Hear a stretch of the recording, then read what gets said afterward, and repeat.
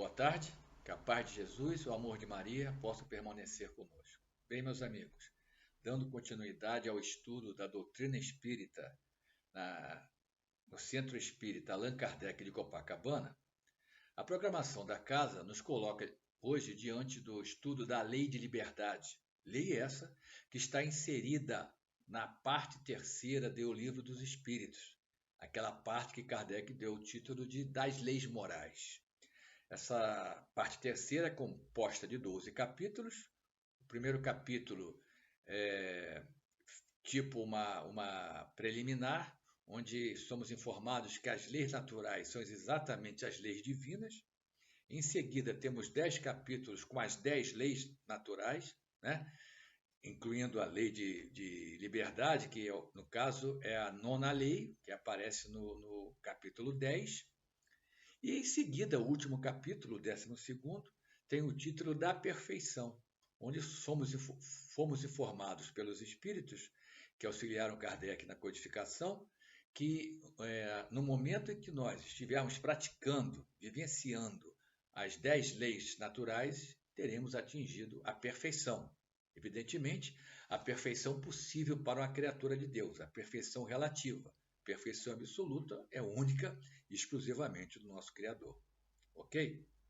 Bem, esse capítulo 10, então, da parte terceira, o estudo da Lei de Liberdade, ele é composto originalmente de 48 perguntas, da 825 a 872. Evidentemente, não temos como abordá-las todas, né, integralmente.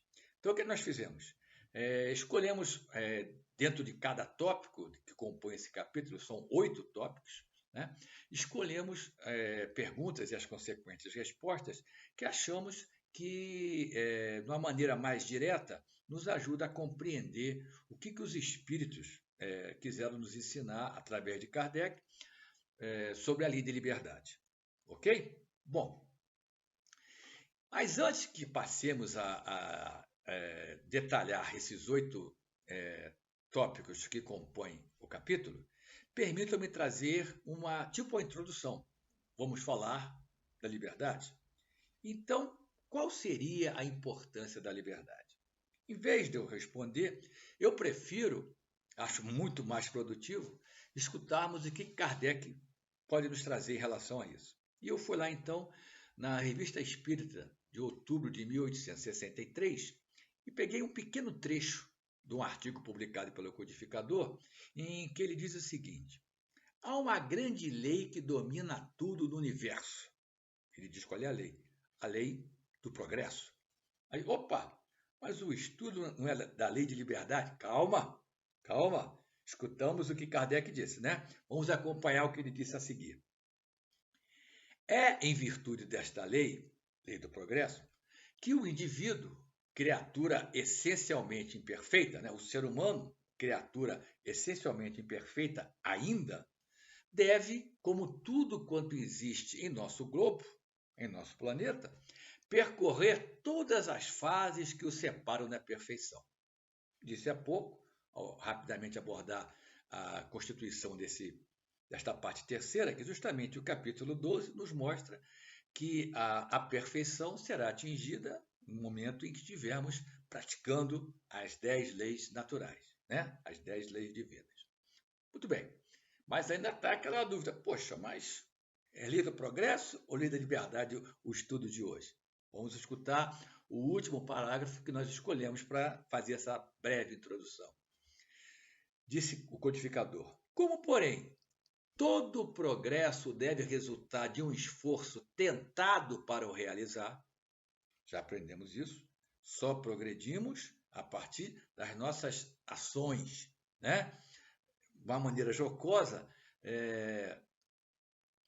para nós conseguirmos alcançar o progresso, né, é indispensável que a gente trabalhe, a gente faça a nossa parte, né? Então, de maneira jocosa, eu digo o seguinte: só no dicionário que o progresso vem antes do trabalho, porque os espíritos ratificam aqui que só iremos progredir se antes trabalharmos, né? Muito bem. Então, seguindo nas palavras do codificador, sabendo que o progresso deve resultar de um esforço tentado para ou realizar, não haveria nenhum mérito se o ser humano não tivesse a liberdade de tomar este ou aquele caminho.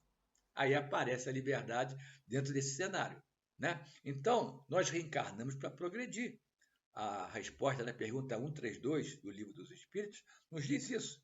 Reencarnamos para progredir, né? Para evoluir. Escutamos mais uma vez que só vamos conseguir isso fazendo a nossa parte. Trabalhamos, tá certo? Mas só haverá, trabalhando, né? Mas só haverá mérito se esse trabalho e o consequente progresso que se advém desse trabalho for resultante de uma escolha nossa, né? Da liberdade de escolha que nós temos de fazer ou não fazer, tá certo? Não teria mérito se nós fizéssemos porque alguém está nos empurrando, alguém está fazendo as coisas por nós. É esse o cenário e é essa a ideia que eu quero deixar com essa introdução desse estudo de hoje. Ok? Bom, feito isso, vamos passar a abordar aqueles 8 tópicos que eu mencionei que compõem esse capítulo da liberdade, um por um, mas de uma forma extremamente resumida, em função do tempo que nós temos e do grande conteúdo que compõe esse capítulo. Muito bem. Então, eu poderia fazer 2 perguntas iniciais. Existe liberdade absoluta? Se existe, aonde nós seremos capazes de gozá-la? Perfeito? Bom, mas quem vai responder essas 2 minhas perguntas são os espíritos, né? Respondendo às questões 825 e 826 desse capítulo. As 2 primeiras perguntas desse capítulo. Tá certo? Então, inicialmente, aquela pergunta que eu fiz, né? Baseado no Livro dos Espíritos, caso. Claro, existe liberdade absoluta? A resposta, não. Porque todos precisais uns dos outros, tanto os pequenos quanto os grandes, tanto os fracos quanto os poderosos, né? Um precisa do outro, né? A célula máter é a nossa família consanguínea, perfeito? Temos compromissos importantíssimos nesse cenário, mas não podemos nos esquecer que fazemos parte de uma família ainda maior, que é a família universal. E essa resposta que escutamos aplica-se também nesse cenário. Todos precisamos uns dos outros, né? Não podemos limitar a nossa ação, a nossa tentativa do progresso, o nosso trabalho, né? Apenas no contexto da célula da família consanguínea. Perfeito? Muito bem. E aí, na segunda parte da pergunta, das perguntas que eu coloquei aqui, o Kardec quis saber onde poderíamos gozar essa liberdade absoluta. Já escutamos que não é possível, mas ele já tinha enviado essa pergunta e os espíritos responderam. Nas condições do eremita no deserto. Apenas você estando isolado, sem ninguém ao teu redor, né? Quilômetros e quilômetros, você seria capaz de gozar essa liberdade absoluta. Ou seja, é utópico isso. Mas vamos acompanhar o restante da resposta dos espíritos ao Kardec. Desde que juntos estejam 2 indivíduos, há entre eles direitos recíprocos que lhes cumpre respeitar. Não mais, portanto, qualquer deles goza de liberdade absoluta. O que os espíritos disseram para o Kardec? Desde que pelo menos estejam 2 indivíduos juntos, né? O indivíduo 1 tem o seu direito, o indivíduo 2 tem o direito dele. Só que isso é um cenário de mão dupla, né? É um cenário recíproco. O direito do 1, que deve ser respeitado, acaba quando começa o do 2 e vice-versa. Perfeito? Então, fica certo, fica claro que essa liberdade absoluta, repito, é um cenário utópico, né? Porque não há ninguém que possa viver como eremita no deserto. Até vale a pena a gente lembrar o contexto do próprio Livro dos Espíritos, quando num outro capítulo o Kardec quis saber o que achar daqueles que se isolam do mundo, né? Olha só, com a única finalidade de não se contaminar convivendo com os outros. Não, eu não quero mais pecar, eu não quero mais errar, vou me isolar. Isso é certo? Os espíritos responderam que não. Que quem faz isso está cometendo o segundo erro. Perfeito? Aí alguém pode dizer, não, mas eu aprendi que Paulo de Tarso, após aquele encontro emocionante com Jesus no caminho para Damasco, após perguntar a Jesus, mestre, o que queres que eu faça? E receber a sua missão, após Ananias fazer com que ele voltasse a enxergar, Paulo de Tarso se retirou para o deserto. Verdade? Mas ele ficou sozinho aqueles 3 anos que ele passou lá? Não. Não precisa acreditar em mim, não. Vai na obra maravilhosa Paulo e Estevão. Paulo e Estevão. Emmanuel Francisco Canto Xavier. Lá, há a descrição dessa passagem de Paulo para o deserto, dizendo que realmente ficou no deserto, realmente ficou 3 anos, mas ele estava com a companhia de um casal, Áquila e Prisca, também chamada Priscila. E ele ficou então só meditando, ele tinha levado as anotações de Levi, né? Digamos, o arcabouço do Evangelho de Mateus, Levi e Mateus. Ele ficou então o dia inteiro tentando entender o Evangelho de Lucas, né? Tentando se preparar para a missão que Jesus deu a ele. Não, ele também fez isso, porque ele tinha a hora do dia que ele estudava. Mas a outra parte do dia, ele ajudava Áquila e Prisca no trabalho que eles já faziam há algum tempo. Eles teciam tapetes, entregavam a um dono de uma loja, não fugiu o nome desse companheiro, e dessa forma eles conseguiam, através do escambo, através de uso de moeda mesmo, sobreviver naquele tempo isolados lá no deserto. Isolados, Paulo, Áquila e Prisca. Exatamente no cenário que escutamos aqui, que a partir do momento que 2 seres estão convivendo, deixou de existir liberdade absoluta. Tá certo? Então, Paulo não é exemplo de quem se isolou do contato com qualquer ser humano. Acabei de descrever o que narra Emmanuel no livro Paulo e Estevão. Muito bem. O tópico seguinte é escravidão. Escravidão, o que é? Restrições à liberdade individual. Nós podemos imediatamente ligar essa palavra à questão da alguém ser obrigado a fazer tudo que o outro deseja. Alguém ser o dono de outro. Isso é absurdo. Perfeito? Mas que é lamentável que eu tenho que dizer que ainda hoje, no século XXI, você verifica a falta de liberdade em várias nações. Não exatamente dessa questão de alguém ser dono do outro. Até acontece ainda de uma forma absurda. Né? Mas isso é cada vez menos comum. Né? Quando isso vaza, né, as consequências são pesadas. Mas eu me refiro à falta de liberdade nesse contexto mais amplo. Né? E, lamentavelmente, eu tenho que dizer isso, que no continente africano, né, em algumas daquelas nações que compõem o continente africano, lamentavelmente, essa falta de liberdade existe. Especialmente, sem qualquer crítica religiosa, naqueles países que, majoritariamente, são muçulmanos. Perfeito? Agora, vou fazer um comentário, complementar a esta primeira assertiva que eu coloquei aqui. Cada um de nós é responsável pela sua conduta. Não dá como você transferir o mérito ou a culpa para outro. É você o responsável. Tá certo? E essa conduta, ela vai acontecer, ela é baseada em que sentido? É baseada no estágio evolutivo que o indivíduo esteja. Então, aquilo que já aprendemos.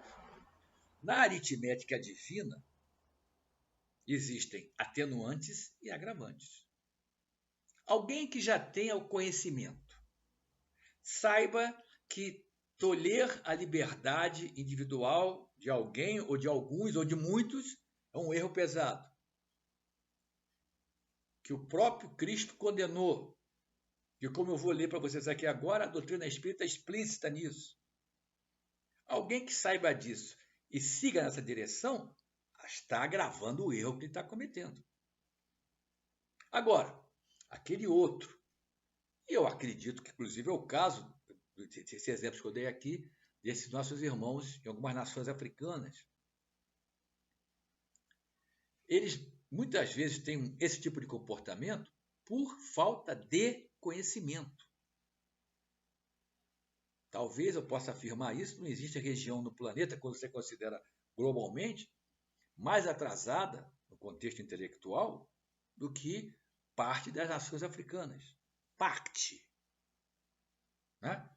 Então, o comportamento errado desses companheiros, nesse sentido de tolher a liberdade individual dos seus irmãos, das suas irmãs, né? Perante a aritmética divina, seria um atenuante. Ah, apagou o erro? De forma alguma. Que a doutrina espírita a seguir, que eu vou utilizar, nos mostra que não tem como apagar o erro. Né? Olha só, na 829, o que responderam os espíritos?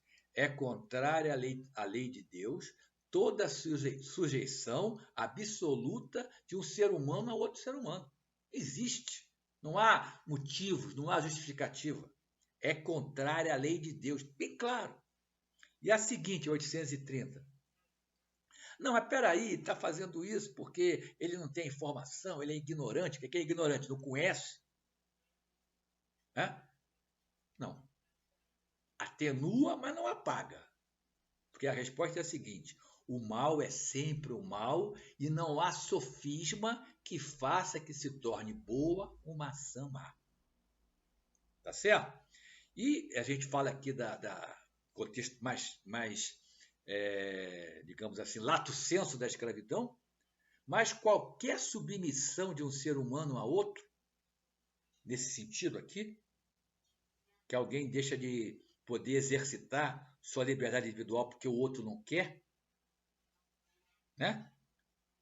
É uma escravidão. Então, não só, mas também nessas nações africanas, nesse cenário, nós temos um outro tipo de escravidão, me permitam dizer isso, que é o contexto totalmente subalterno da mulher em relação ao homem. Ah, acontece só lá? Não, mas também acontece lá. Isso é absurdo. Aí, qual é a novidade também? Se nós vemos no Ocidente, a parte mais adiantada do planeta, a gente vê acontecer ainda isso. Segmentos acharem que a mulher secundária é o homem? Nada disso. Então, qual é a surpresa? Que em locais onde a ignorância ainda existe, repito que ignorância não é dizer ao ignorante, chamar alguém de ignorante, não é ofensa. É dizer que a pessoa não tem a informação. Né? Então, não chega a ser uma surpresa. Se lamenta, mas do mesmo modo que se lamenta que aconteça em locais mais adiantados, e como vimos aqui, falamos aqui, a situação é até mais grave. A doutrina espírita, o Evangelho Redivivo, não surpreende ao concordar com o que foi dito, que qualquer escravidão é contrária à lei de Deus, ao dizer que homens e mulheres têm os mesmos direitos, e um tem mais ou menos que o outro. Nos ensina a doutrina espírita que a diferença em relação às funções que cada um desempenha em geral. Não estamos citando casos específicos, mas em geral, as funções do homem e das mulheres têm o seu esquema, digamos assim. Mas também, como aprendemos na doutrina espírita, né?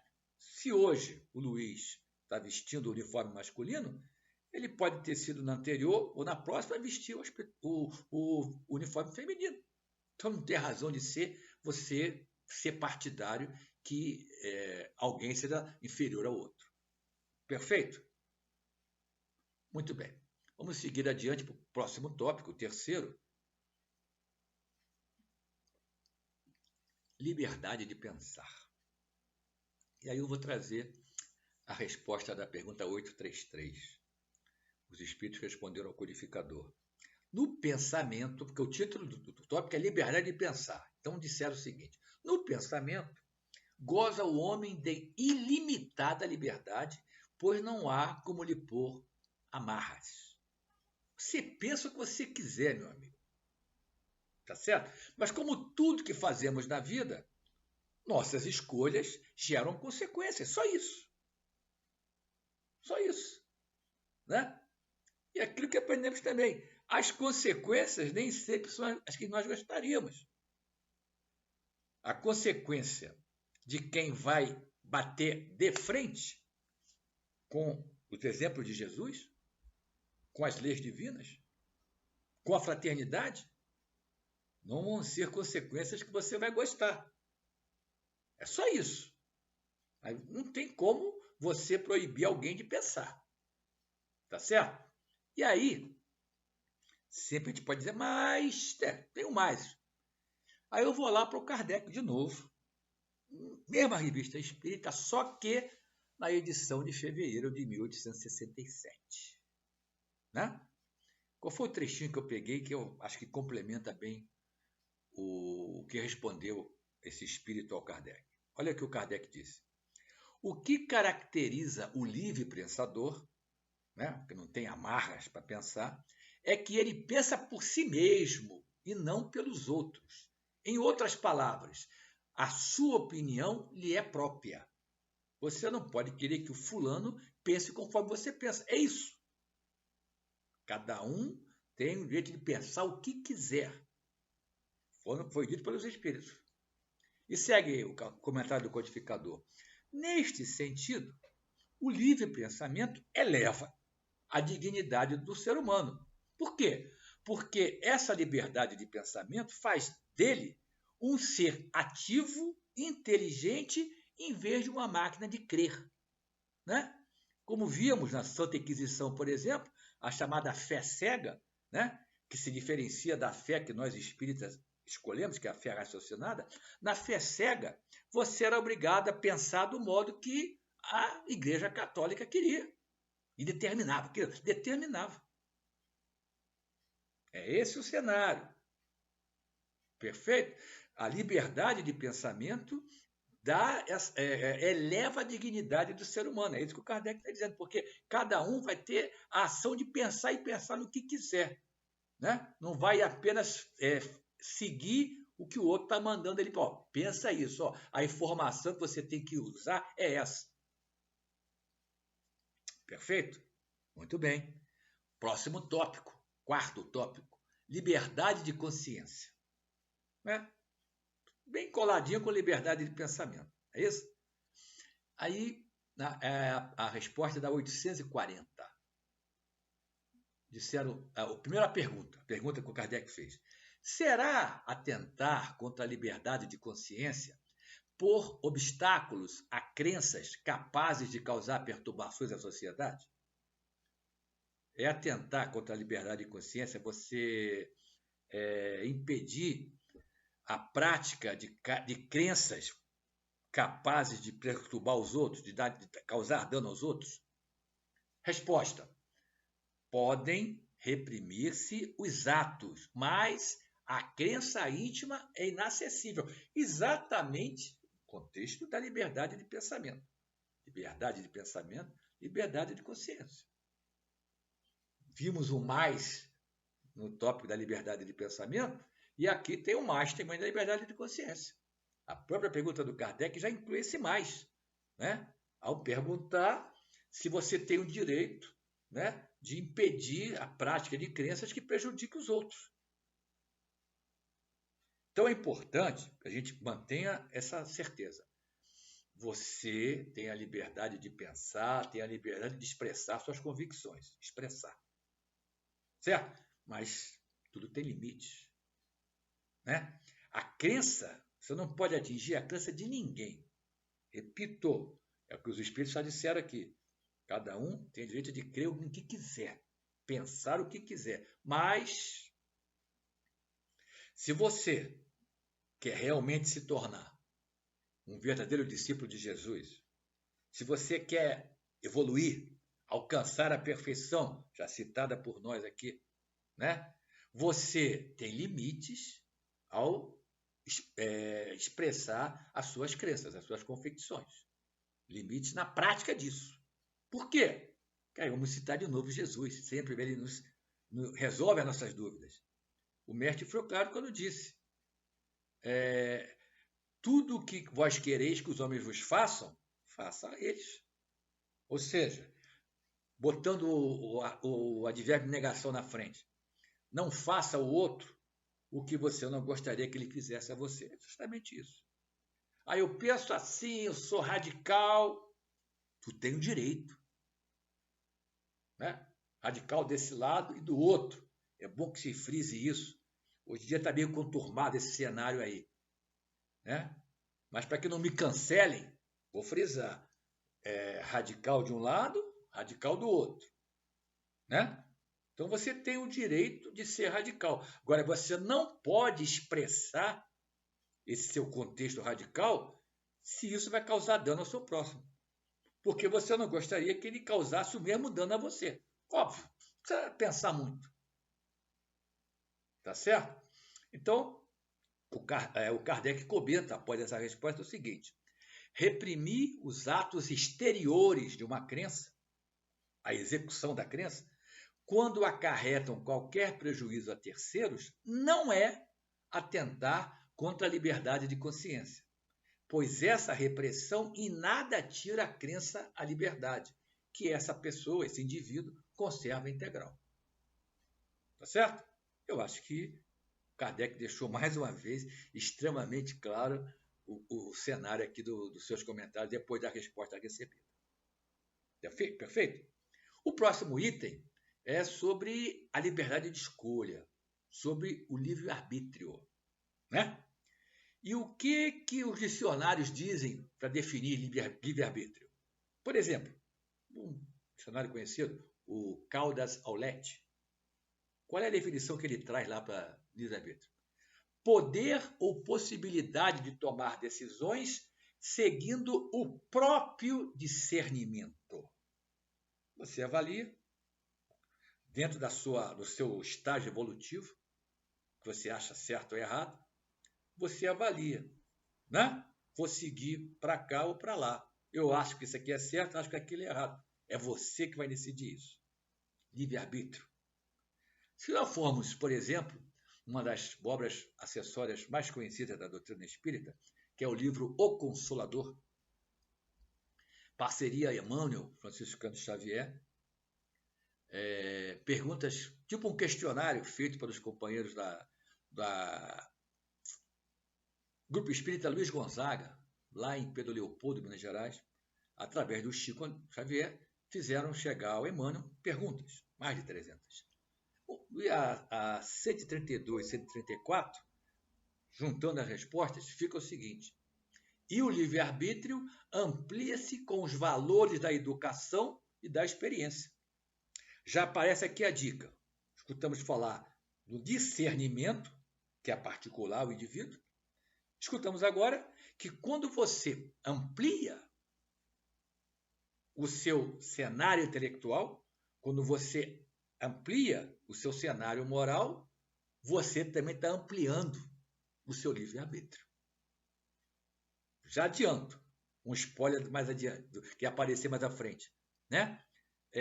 O teu discernimento, né, vai ampliar-se quando você avança tanto no contexto intelectual e tanto no contexto moral.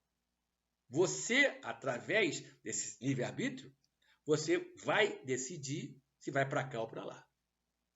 Né? Mas a partir que você vai acumulando mais conteúdo intelectual, mais conteúdo moral, a sua decisão, o seu discernimento vai permitir que você siga na direção mais próxima do que o Pai espera de cada um de nós. Tudo bem? Vamos adiante. Justamente o próximo tópico é a liberdade de escolha, é o livre-arbítrio. O que acontece nisso? Esse tópico, o Kardec não fez perguntas. Ele criou um item chamado 872, que ele deu o título de Resumo Teórico do Móvel das Ações Humanas. Isso aconteceu muito pouco no Livro dos Espíritos. De cabeça, eu lembro que na 222 e na 455 é semelhante. O Kardec utilizou um número, como fosse uma pergunta, tá? Para resumir o conteúdo anterior das perguntas que já haviam sido trazidas, porque é um conteúdo bastante mais difícil de você assimilar, digamos assim. Né? Kardec sempre pensando em nós outros. Tá certo? Então, utilizando esse item 872 para estudar com vocês a liberdade de escolha, para estudar o livre-arbítrio, então vemos o Kardec dizer o seguinte: a questão do livre-arbítrio se pode resumir assim: o homem, o ser humano, melhor dizendo, né, não é fatalmente levado ao mal. Os atos que pratica não foram previamente determinados. Os crimes que comete não resultam de uma sentença do destino. Ou seja, não há determinismo para o mal. Ninguém reencarna para cometer um crime. Ninguém reencarna naquela... Sabemos, aprendemos, especialmente no livro Missionários da Luz, né? O Alexandre explicando ao André Luiz como se processa o planejamento reencarnatório, né? A gente lista um monte de coisa que a gente se compromete a cumprir nessa próxima experiência física. Lá, não importando o que tenha acontecido numa existência pretérita, está lá escrito lá: você vai reencarnar para matar alguém, você vai reencarnar para trair alguém, você vai reencarnar para roubar, porque lá na outra você foi assassinado, você foi roubado, você foi traído. É isso que o Kardec está dizendo. Repito, não há determinismo para o mal. Ele acrescenta que o ser humano, um desses reencarnantes, nesse exemplo que eu coloquei aqui, pode, por prova ou por expiação, por prova, ele já se achar com bagagem suficiente para enfrentar a tentação e vencer. Então, olha, eu quero reencarnar no meio do ambiente pesado, ambiente de crimes, porque eu me garanto, eu sei que eu vou resistir, vou conviver com quem ainda está ligado ao mal, mas eu vou resistir e, de repente, vou até mostrar para eles que o caminho não é esse. Perfeito. É uma prova. Você escolheu. Né? Vencendo a prova, você dá uma turbinada no seu processo evolutivo. Certo? E pode ser por expiação. Tá certo? Você volta num ambiente de crime relacionado ao que aconteceu numa existência ou em algumas existências pretéritas. Tá certo? Ah, não, eu vou voltar aqui porque eu fui pirata lá atrás e o cara lá, que eu achava que era meu amigo, me matou e agora eu vou voltar junto com ele. Não tem mais pirata, mas tem aqui ambiente do crime ainda. Vou voltar para me vingar e matá-lo. Não é isso, meus amigos. Não é isso. Por mais que tenhamos a lei de causa e efeito, que a doutrina espírita nos ensina, em que as consequências das nossas escolhas são cobradas adiante, perfeito? Em tese, né? Em tese, alguém que lesou o seu irmão no passado, ou seus irmãos no passado, viria numa próxima encarnação para sofrer o que fez o outro sofrer. Perfeito. Em tese é isso. Mas nós nos esquecemos apenas de uma coisa importantíssima, que é a misericórdia divina. Tem uma frase do Emmanuel que eu estou com a faixa etária mais adiantada, eu não consigo lembrar integralmente. Me veio na mente agora, não está aqui na minha colinha. Mas ele diz mais ou menos isso. Quando, no teu processo evolutivo, a misericórdia divina encontra você trabalhando no bem, a sua pena, né? a consequência do erro do passado, né? É suspenso. A consequência é suspensa. Mais ou menos isso. Tá? Claro que o Emmanuel falou muito melhor do que eu estou falando aqui, mas é mais ou menos isso. Então, a questão é essa. né? Você veio, como você matou, você agora vai morrer. E o outro que você matou vai vir para te matar. Não é isso. Porque existe a misericórdia divina. Tá certo? Então, se a vítima lá de trás, da outra experiência física, né? Agora vem para matar o algoz dele, que o algoz agora vai virar vítima dele. Mas se ele exercita aquilo que Jesus ensinou, a Pedro particularmente, perdoar 70, não 7 vezes, mas 70 vezes 7 vezes, tá certo? Ele tem toda a liberdade, todo o livre-arbítrio para não se vingar, para não matar quem o matou. Nesse exemplo nosso. Isso é muito mais amplo. Tá certo? E do mesmo modo, aquele que matou, que viria nessa para sofrer o mal que causou o outro, né? Ele não necessariamente vai sofrer nessa mesma intensidade. Também como?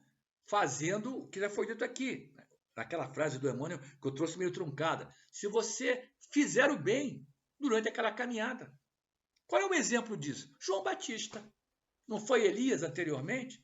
Não mandou passar o fio da espada a 400 sacerdotes do Baal? Não é isso? Na encarnação que ele veio a seguir, fez o bem desde o início, era uma criança diferente, a gente aprendeu isso, se transformou no precursor de Jesus, nós aprendemos isso também, de tanto bem que ele fez, né? De sempre tentando não aparecer, dizendo que ele é que é o Messias.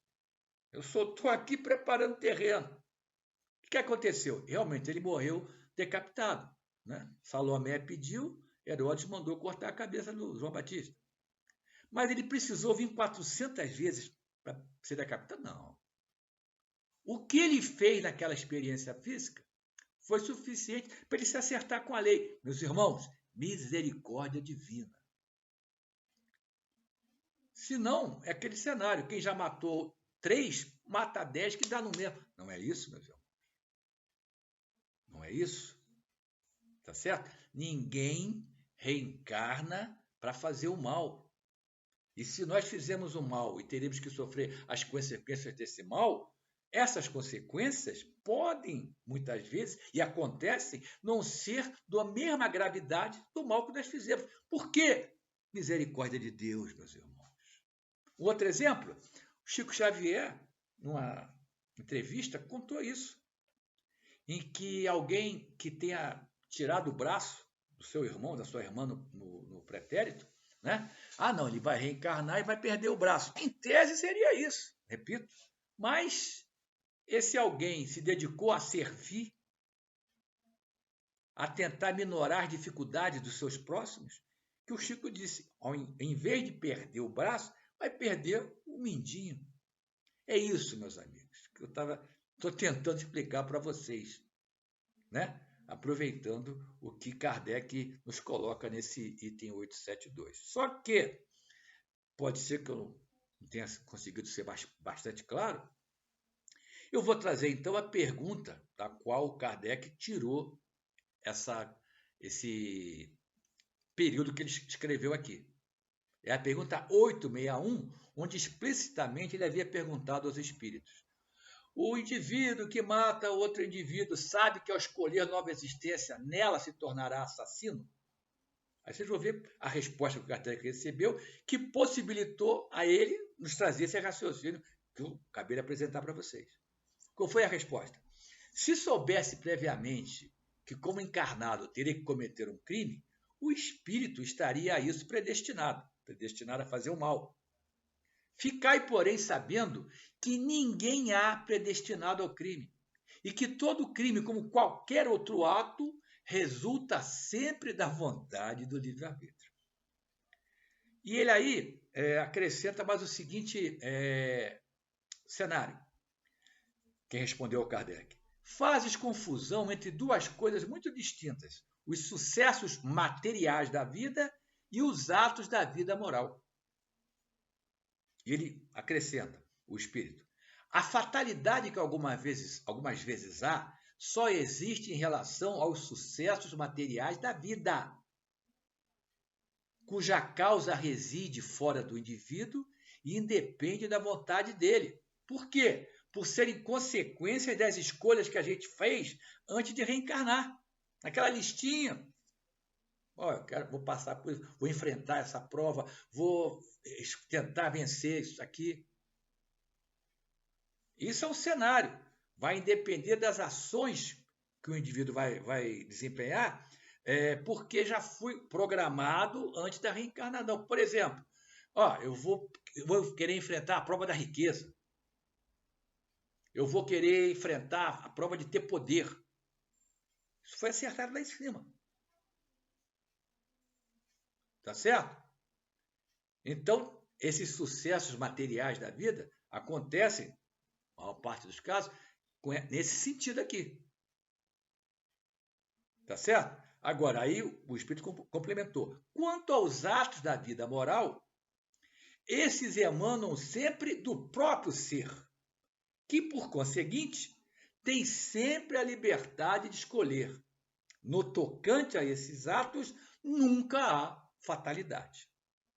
E aí, eu disse para vocês que aquele raciocínio do comentário do Kardec em relação ao 872, né, não era apenas em relação a crime. Eu falei que era uma coisa mais ampla. Então, o crime, o suicídio, o abandono da prole que o indivíduo constituiu, a traição, o adultério, ou seja, as infrações morais, né? Tudo que diz respeito à conduta da pessoa não tem a ver com a programação feita antes da imersão na carne. Então, o que o companheiro está informando ao Kardec aqui, ratificando que ninguém reencarna para fazer o mal, tá certo? Tem que separar as duas coisas. Algo que a gente não tem como mudar, eu escolhi a prova da riqueza, então eu vou renascer no meio de riquezas, prova dificílima, mas eu escolhi. Outra coisa é você, insatisfeito com isso, com aquilo, abandonar seus filhos, se suicidar, cometer um adultério. Aí a culpa é exclusivamente sua e você vai ter que responder por isso. Tá bom, meus amigos?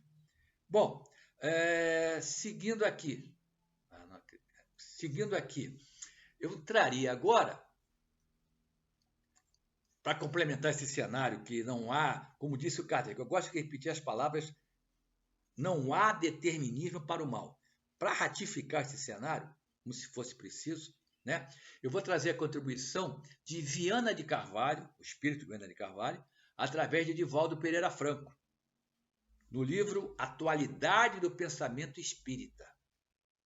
Ele disse bem claramente: o único fatalismo que existe é para o bem, para a felicidade.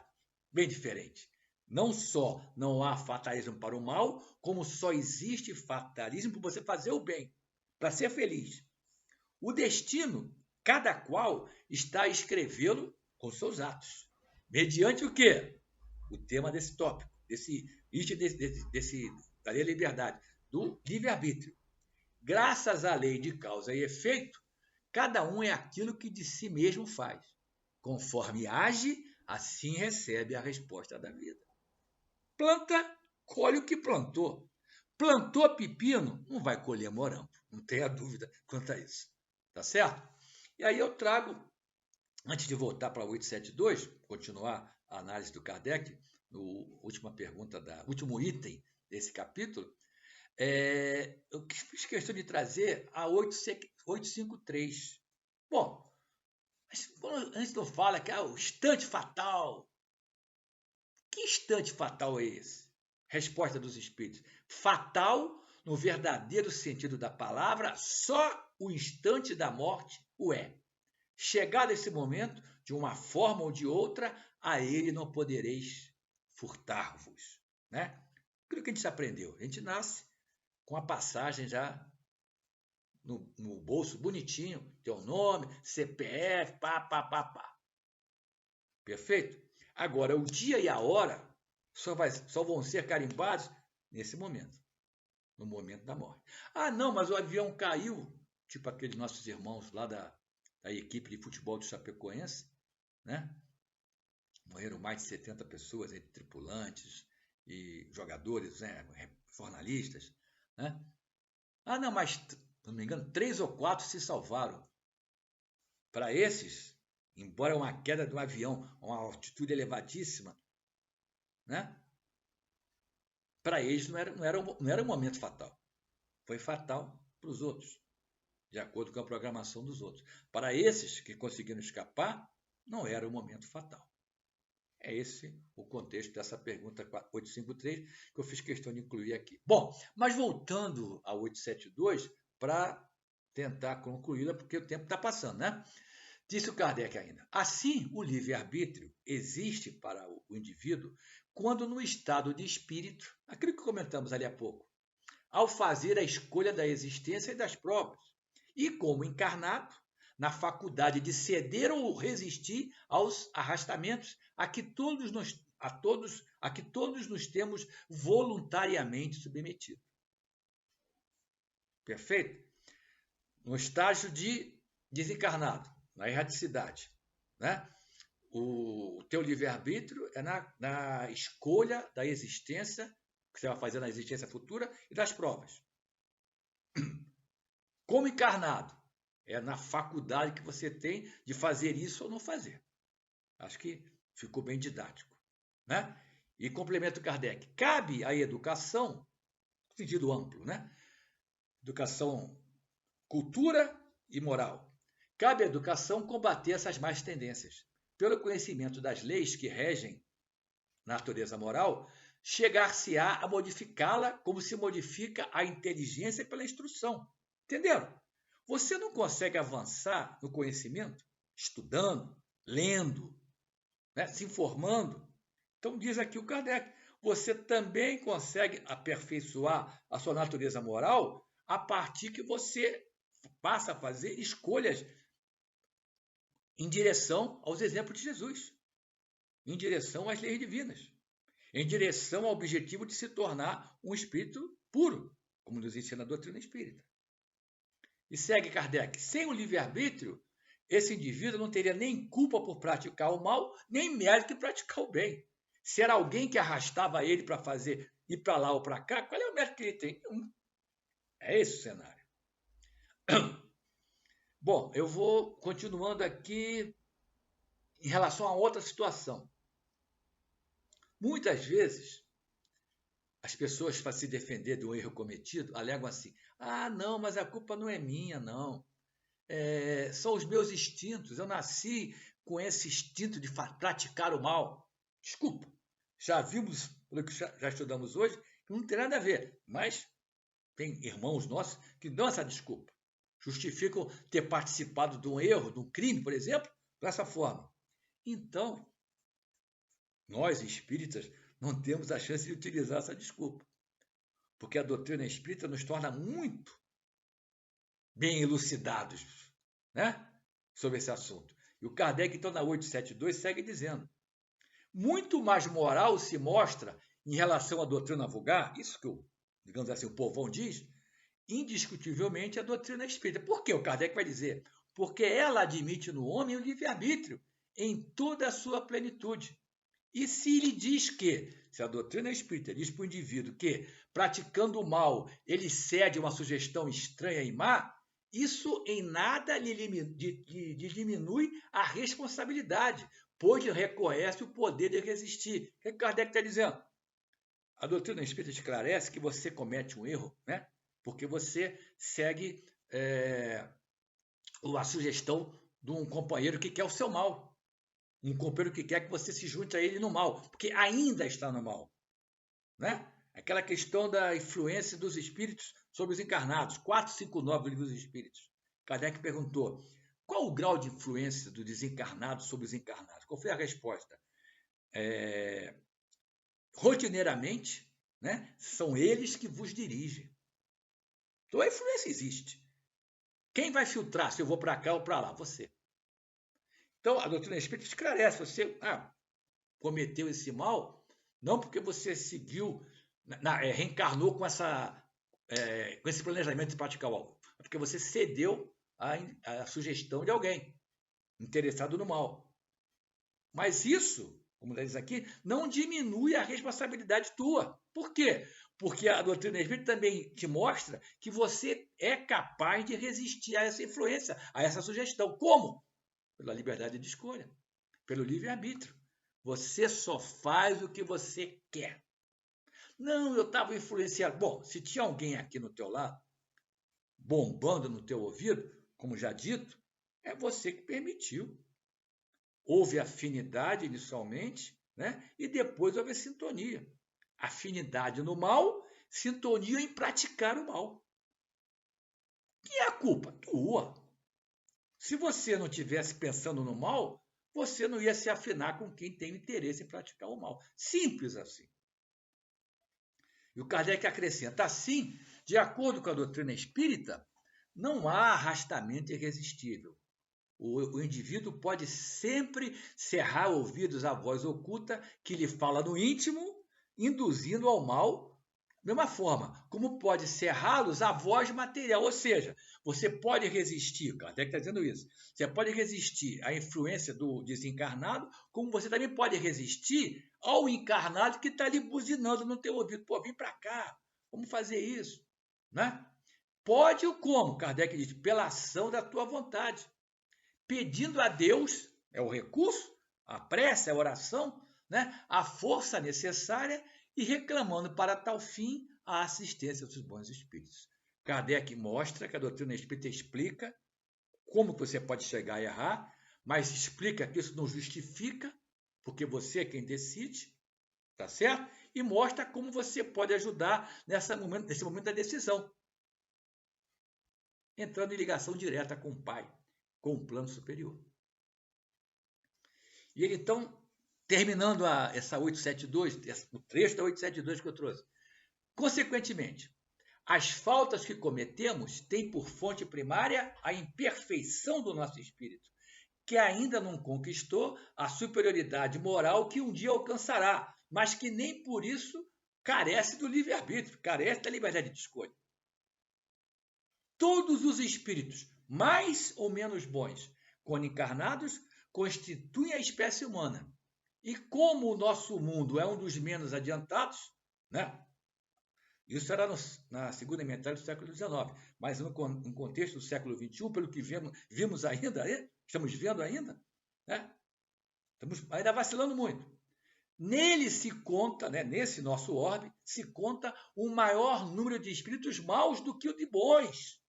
Tal a razão porque ainda vemos tanta perversidade. Não, você está dizendo que não teve progresso? Claro que teve progresso. O mal que acontece hoje em dia, né, lamentável, não vou dar exemplos aqui, né? A cada dia, lamentavelmente, você tem uma notícia tão desagradável, tão dolorosa, mas não se compara o que acontecia no tempo dos vikings, por exemplo, dos hunos, dos visigodos, mostrando que o progresso é inevitável. O estudo da lei do progresso, nessa parte terceira do livro dos Espíritos, tem essa resposta. O progresso é inevitável. Né? Agora, depende de quem? Nós, que habitamos o orbe. O orbe progride na mesma velocidade em que os espíritos que habitam esse orbe progridem moralmente. O orbe progride materialmente e os indivíduos progridem moralmente. Então, se a Terra ainda está numa transição longa, que parece que não acaba, vai acabar, com certeza. Mas há quanto tempo a gente escuta que está nessa transição? A culpa é nossa, meus irmãos. Nós que compomos a humanidade terrestre e seguimos ainda, muitas vezes, fazendo as escolhas erradas. E para contextualizar isso que o Kardec disse, que ainda no nosso planeta se conta o maior número de espíritos maus do que de bons, duas fontes, mas a mesma informação. O livro Voltei, Irmão Jacó. Irmão Jacó foi o pseudônimo de Frederico Figner, que foi membro ativo de várias diretorias da Federação Espírita Brasileira. Através do nosso Francisco Cândido Xavier, o livro é de 1948. O que disse o Irmão Jacó? Lemos a informação de que mais da metade da população da Terra era, naquela época, Nesse livro, o irmão Jacó diz que mais da metade da população da Terra, naquela época, final da década de 40, era constituída por espíritos bárbaros ou semi-civilizados, e que as pessoas aptas essa espiritualidade superior, ou seja, mudar do estágio evolutivo, não passavam de 30% da população do planeta. Um terço apenas, no final da década de 40, que já podia pensar em ir para um mundo de regeneração, por exemplo. Os outros 2 terços, bárbaros ou semi-civilizados. Libertação, André Luiz, Francisco Cândido Xavier. No ano seguinte foi publicado, 1949, ainda na década de 40, finalzinho. Gubbio disse ao André Luiz que a determinadas horas da noite, quando acontece o desdobramento para a maior parte das pessoas, 3/4 da população da crosta se acham nas zonas de contato com os espíritos. A maioria de nós se desdobra, mas só um probleminha. A maior percentagem permanecia detida em círculos de baixas vibrações, como aquele em que se passa a história da libertação, que é lá no terreno do poderoso Gregório, nas trevas. Confirmando. Acontece o desdobramento, 3/4 da população humana saía do corpo físico, mas a maior percentagem estava ligada a esses círculos de baixas vibrações, contexto de drogas lícitas e ilícitas, no contexto de ódio, no contexto de exacerbação sexual. Esse é o cenário. Observem que 2 fontes diferentes e a mesma informação. Então, meus amigos, o tempo está se alongando demais do que eu deveria fazer, peço desculpas, mas agradeço a direção da casa pela oportunidade do trabalho, mais uma vez. Agradeço a vocês a atenção ao estudo e vou encerrar de novo com a dupla Emmanuel Francisco Cândido Xavier. Só que o livro agora é Encontro Marcado. Ele vai nos apresentar 4 situações, né, do nosso cotidiano e em relação à nossa liberdade de para que lado vai. Olha só, disse Emmanuel. Com relação à posse de bens materiais, o homem é livre para reter quaisquer posses que a legislação humana lhe faculte, dentro da lei material, mas se abusa delas, criando a penúria dos semelhantes, a miséria dos semelhantes, encontrará das consequências disso a fieira de provações com que aprenderá a acender em si mesmo a luz da abnegação, a luz da dedicação ao próximo. Segundo, com relação ao trabalho, o homem, o ser humano, é livre para abraçar as tarefas a que se afeiçoe. Vai fazer o que você gosta. Mas, se malversa o dom de empreender e de agir, prejudicando o próximo, explorando o próximo, encontrará nas consequências disso a fieira de provações com que aprenderá a acender em si mesmo a luz do serviço aos semelhantes. Né? A consequência das escolhas, lei de causa e efeito. Não existe efeito sem causa. Terceira situação, penúltima. Com relação ao estudo, o ser humano é livre para ler, escrever, ensinar ou estudar tudo o que quiser, mas se coloca os valores da inteligência em apoio do mal, deteriorando a existência dos seus companheiros de romagem, encontrará nas consequências disso a fieira de provações com que aprenderá a acender em si mesmo a luz do discernimento. E, finalmente, com relação ao sexo, disse o Emmanuel, alerta-nos. O ser humano é livre para dar às suas energias e impulsos sexuais a direção que prefira. Faz o que tu acha que tem que fazer. Mas se transforma os recursos genésicos em dor e desequilíbrio, angústia ou desesperação para os semelhantes, encontrará nas consequências disso a fieira das provações com que aprenderá a acender em si mesmo a luz do amor puro.